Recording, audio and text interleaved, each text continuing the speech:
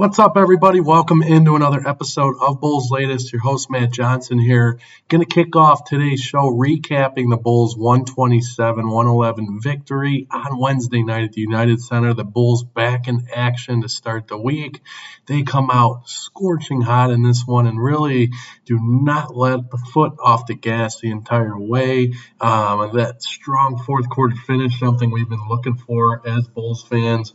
They finally show that on Wednesday night in a victory over a good Cavs team that's really struggling to shoot the ball right now. Ayo, again, did sit out this contest. He previously had just revealed he has two sprained thumbs as well as a bone bruise in his right thumb, so he's going through it right now in terms of that, so we didn't have Dosunmu in that one. As far as the first half and looking at the rotations, Dalen Terry and Julian Phillips did not play the entire first half. We saw a lot of the double big lineup early with Zach Collins and Jalen Smith in there together. I thought that was a very positive note to see those two guys in a mix together. I think that could be lethal going forward, so we'll see how Billy Donovan likes to continue to utilize that. I'll get to that in a little bit, what he said post-game. Vooch, he logged just 12 minutes in the first half. I think that's large part due to Billy Donovan wanting to try that double big lineup with Jalen and Zach. Vooch still had a very strong contest, though. Get to his numbers in a bit here. The Bulls did a much better job distributing the basketball in this one overall. They had 30-plus assists for the first time in 6 contests here. Giddey was also a bright spot in this one. Josh Giddey continues to impress, continues to be a leader of this ball club when they need it so dearly.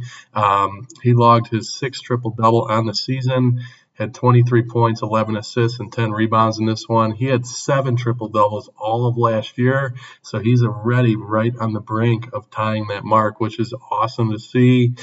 He's going to blow that out of the water, I think. So, in Vooch, he had 20 points, 9 rebounds, 4 assists in this one.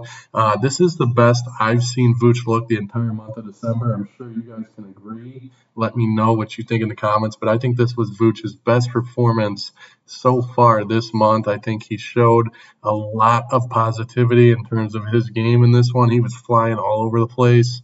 So a really positive note from a guy they really needed a spark from, and they got it.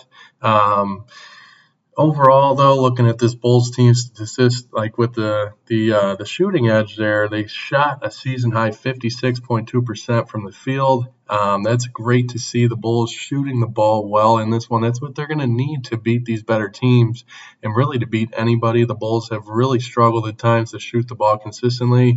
Hopefully this sparks into a good offensive run for these guys and moving ahead and winning some ball games consecutively here. They have a chance to do it again against Cleveland on the road. We'll get into that in a little bit here to cap off the show. But on the Cleveland side, Donovan Mitchell did add 32 points for them. He continues to be a monster. I mean, this guy is so fun to watch. And he will continue to lead the way for a Cavs team, kind of leaning on him in a time of need here where they're struggling to shoot the basketball. So we'll get into next here the big man rotation, and I kind of wanted to talk about this with you guys in terms of what Billy Donovan said post-game in terms of how he would like to use this new big man rotation moving forward.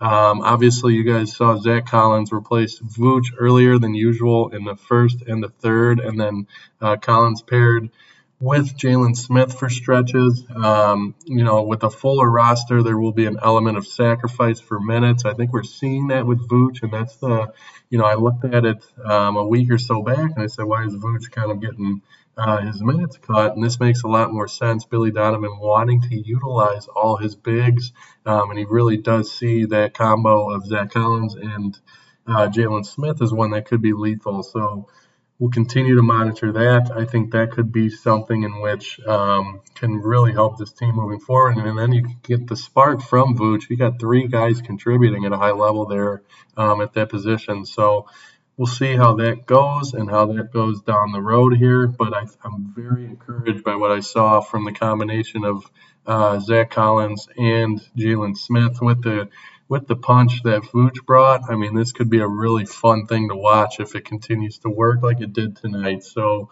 that's just a thought on the rotation. Let me know what you guys think in terms of what you want to see from the guys in this Bulls lineup. Who would you like to see play more? Who would you like to see paired with who? I'd like to hear Bulls fans' thoughts. I personally really like that combo of Zach Collins and Jalen Smith. I think that's going to be hard to defend, quite frankly. And I think that when you trigger Vooch and put him in lineups, obviously, to start games and then kind of intertwine that with those two guys, I think that can be a lot of fun to watch and very difficult to game plan for if you're an opponent. So definitely something in which is a positive note there. A fun statistic on Tre Jones, and he made some Bulls history on Wednesday night. He had 11 points, 11 assists, and 3 steals. He joins Tony Kukoc as the only Bulls reserves in team history to tally 10-plus points, 10-plus rebounds, and 3-plus steals in a game. That's crazy to me. I mean, I love Tre Jones, and I like what he's done, and I like the extension they gave him before this season. But man, I did not anticipate him to come on this strong, and he's really playing good basketball. If he could stay healthy, this is a guy who I think could lead this team. I mean, tying Tony Kukoc for a Bulls record like that, Tony Kukoc is a Bulls legend. So very exciting, very happy for Tre Jones and how he continues to acclimate into this roster and really be a leader for Billy Donovan. So that's fun there. And then I wanted to wrap up the show. Obviously, next up for the Bulls, they will play again at Cleveland Friday night. They look to once again dominate a Cleveland team who is truly struggling to shoot the basketball. I mean, we saw this. We saw their inability to make crucial shots. The offense is really running through Donovan Mitchell at the moment, and it's not a surprise. I think they would run things through him anyway. Obviously, Mobley being hurt is very costly for them. You're seeing that kind of hurt this offense. So not having Mobley, a big deal, will definitely help the Bulls in that road contest. Obviously, going on the road and seeing a team for the second time in 3 days is going to be very difficult to go and pick up another win. But the Bulls, nonetheless, pick up the home win as an underdog in this one. I know I gave out to you guys the over. It just missed there. The total just went under there. And then the Bulls come out and cover and win outright as a dog. So excited about that. I hope that they can keep things rolling and really start to build something here in terms of rolling this into Friday and then getting ready for Sunday's contest, the matinee against the Atlanta Hawks at the United Center.